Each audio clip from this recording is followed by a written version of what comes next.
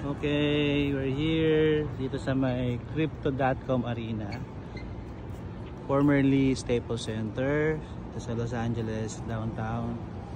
At andito pinuntahan natin ang isang statue ni Kobe Bryant, the legend Kobe Bryant. Yay!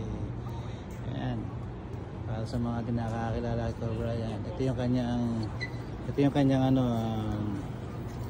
mantra: live the game better than you found it. And when it comes time for you to live a legend, Kobe Bryant, the Black Mamba.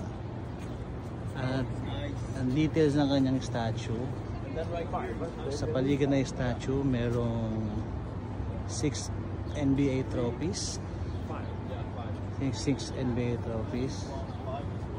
At nakasuot siya ng jersey number 8. Saan siya nakilala? Yellow and white jersey.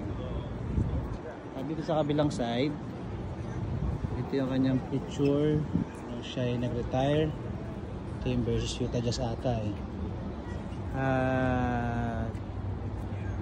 Nandito yung mga yung kanyang January 22, 2006, Staples Center.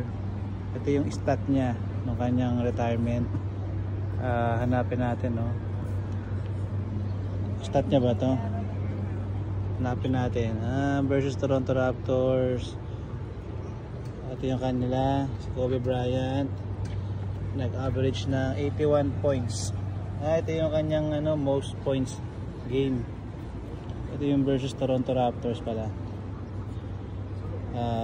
Ito yung kanyang best game in history, 81 points. Okay. Sa front niya, nakalagay yung kanyang mga achievement. Kobe Bean Bryant,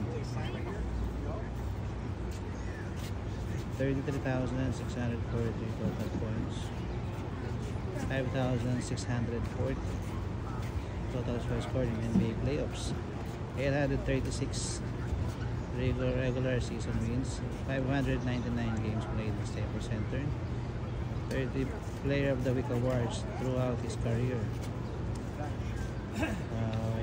20 seasons with the Lakers, hindi siya lumipat ng 18 careers All-Star selection, 15 All-Star selection, 12 NBA All-Defensive Team selection, 5 NBA championship won by Bryant in his 20 years career, 4 NBA All-Star Game MVP awards, 2 NBA scoring title 2005-2006 and 2006-2007, Most Valuable Player Award 2007 and 2008, and 2 Olympic gold medalists in Beijing and in London.